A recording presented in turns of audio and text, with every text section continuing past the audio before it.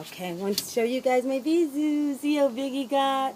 Last time I showed him to you guys, he was a baby. He was a little puppy, and now look how big he got. That is how long since I've been making videos. So as you can see, I've been really busy and engrossed with trying to train this little pup.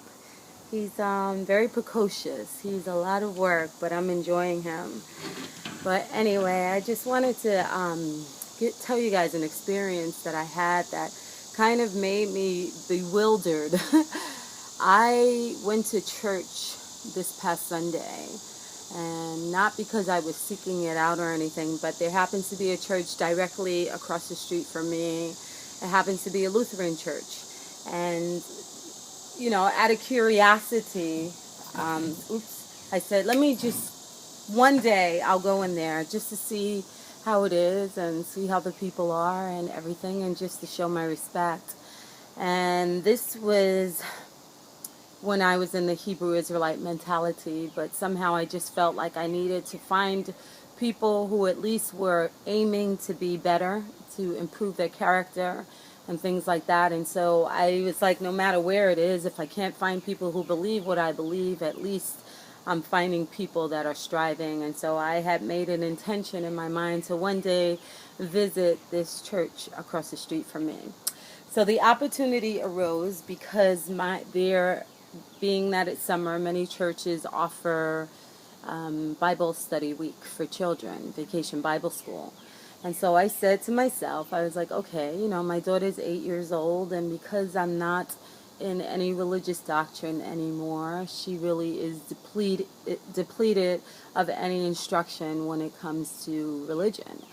And I wasn't thinking in terms of her becoming a Bible follower or a religious person, but I was thinking in terms of her knowledge as she grows, that if I exposed her to certain things at a young age, she'd have a knowledge and an understanding of the perspective of those who are religious and those who are in a book. And even the idea that she should know the stories of a book that most of the world tends to follow. So I felt that she should have some kind of groundwork in the Bible, whether no matter what religion it is, as long as she's getting an understanding of the perspective of a religious person. And so, being that it was the last week for this vacation Bible school, I said, okay, this is perfect. I will put my daughter in this vacation Bible school even though it's just a week. And I'll let her experience how people are when they're religious. And so I let her go, and she had fun. Every day she came home with activities, and the people there, when I would drop her off to the class, they were wonderful. They were beautiful people. And I'm always enthused when I find people who just attempt to be nicer, attempt to be more beautiful and beautify themselves and share that love outwardly. And so you can see that much of the work that they did during this week with my daughter was a work in love that they felt would maybe perhaps compel people to come to church and have them, you know, be more curious as to what's involved in the church, and also be attracted to the personalities of people in the church who were nice. And so I really appreciated it. I appreciated the people, and I know I'm babbling, but I'm trying to get to a point. So by the time the week was over, my daughter was very excited, and she actually woke up very early just to make these classes, and she would come home at 12:30, and the dog and I would walk around the block, take his walk, and we'd pick her up. And so that was a nice little ritual for the week for us. And a side point, it was so cute because in the morning when I would take my daughter just across the street, I walk my dog as well. And I'm like, okay, let me give him a walk and then I'll drop her off. And so every time I would drop my daughter off, the dog would stop midway in the street, right in the middle of the street where the church is, and just watch my daughter and like have a longing for her to come back. And you know, it's like he wanted to stand guard there in the street near the church to watch her the whole time to make sure that she was safe. It was So beautiful, and it just taught me so much more. This dog has taught me so much more about the Creator and the way the world works and love. But anyway, sorry for the babbling. But on a serious note, on Sunday they were having like a Parents Appreciation Day. So if your child was enrolled in this, or you were just a curious neighbor that wanted to know about the church, they were inviting everyone in to the church. And so I said, okay, this is my opportunity. The intention that I set almost a year ago when I moved here. I'm going to go to this church. And so I went, and it was really nice. My daughter had learned songs about Jesus, and everyone was singing it, and so was my daughter, and I was okay with that. I had spoke to my daughter about, religion and doctrine before, so for an 8-year-old, she has a pretty good understanding of what it all is. And so I'm not concerned about her being indoctrinated into Jesus, because she kind of knows better. But anyway, as I'm sitting there, I'm just looking around. Bisou! No! No! I'm sorry, he's eating the flowers.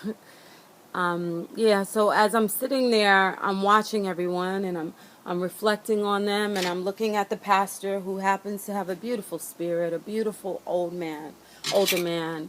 And I could just feel his spirit. He was genuine, and he's genuine in his beliefs. And so was everyone else. They were really into it, and they were praising Jesus and, singing songs that come from scriptures that I'm familiar with and everything. And I have to say, in my spirit, I started crying.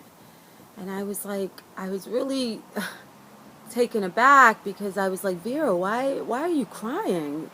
You already understand this, and you don't believe it. You don't believe any of this stuff, and yet you're crying. Why?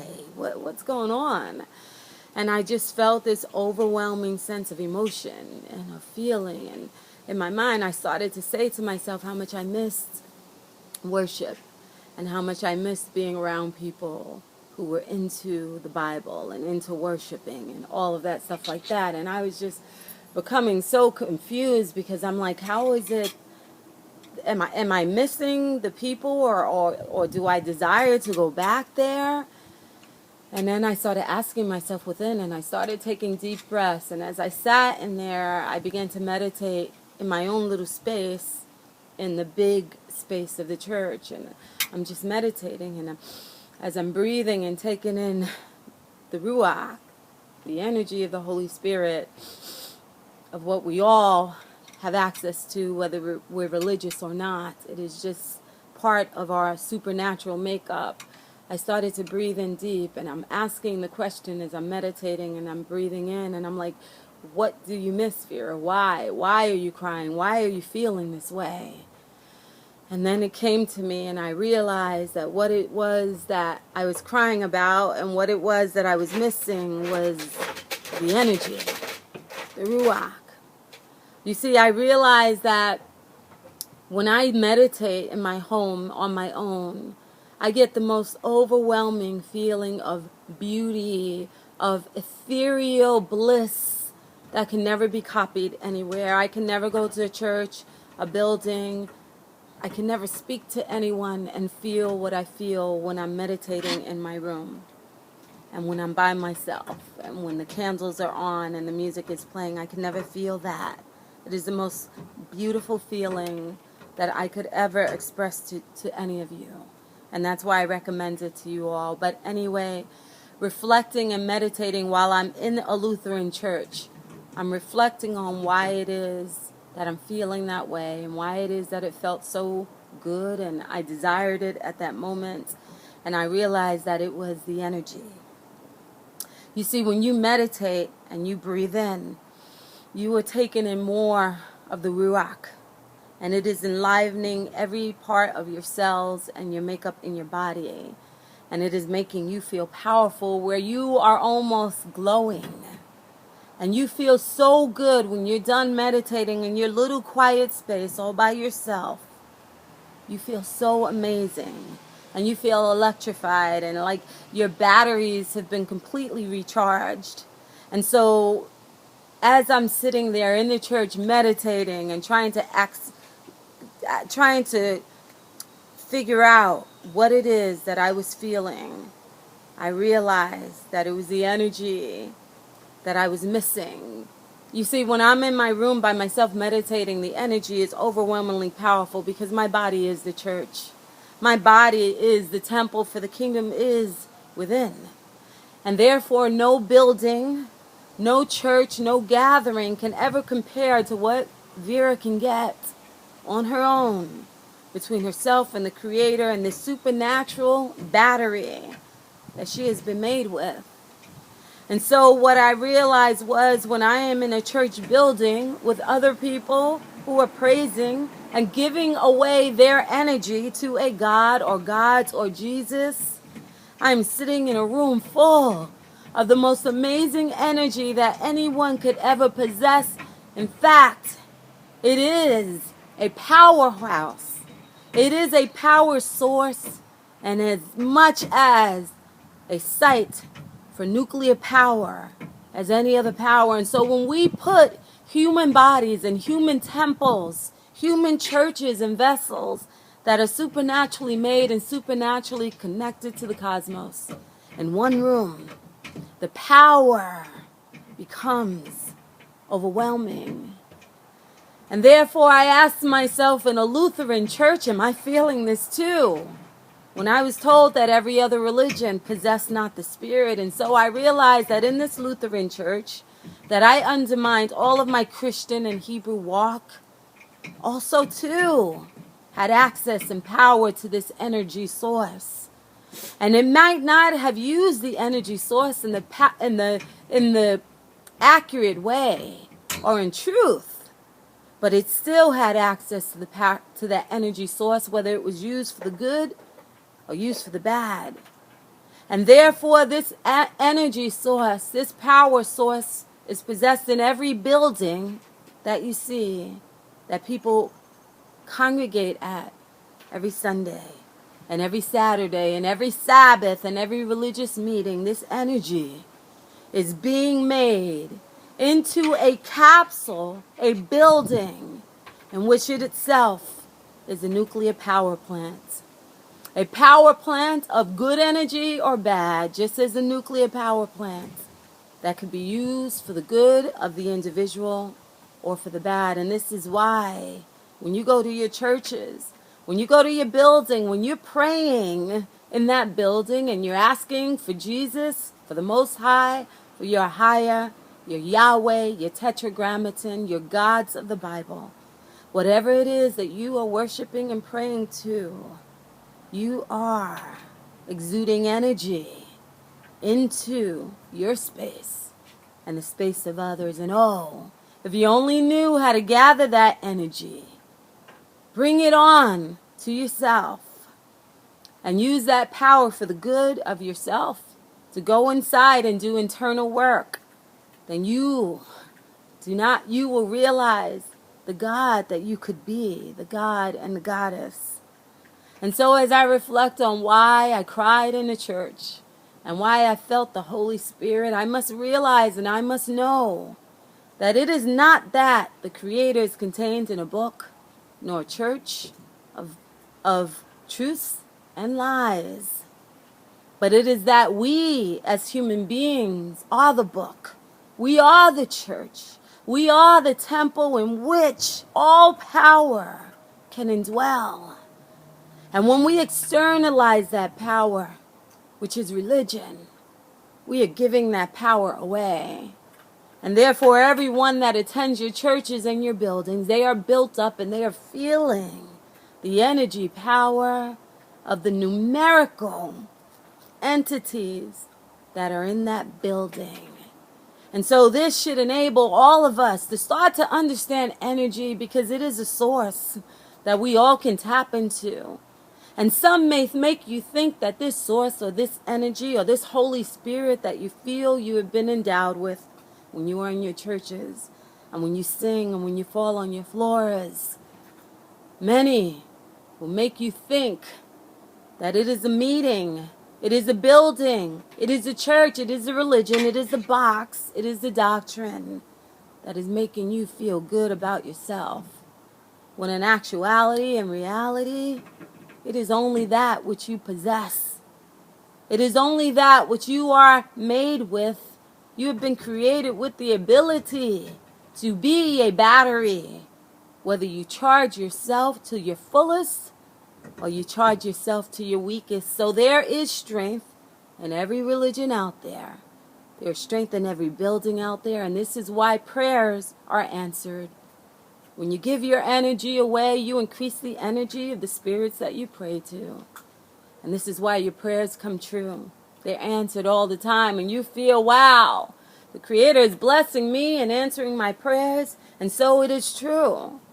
But I tell you that even in the lie, that can be blessed, because it is only energy.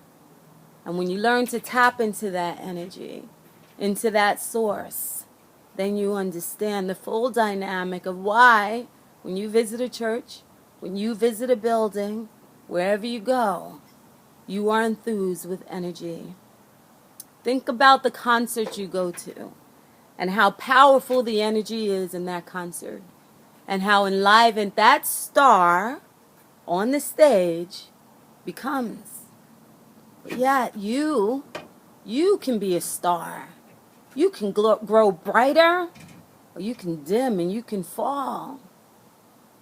And so I hope that this helps you guys to look in deeper into this video, because it's more than just what I'm saying.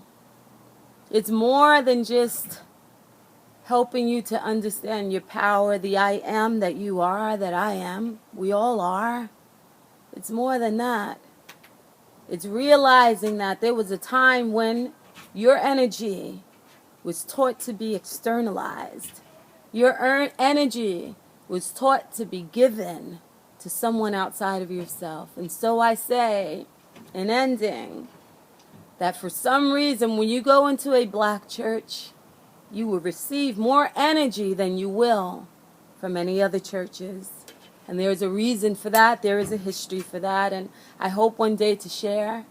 And this is not to negate the power of any other race, of whites or anything, because you too have power.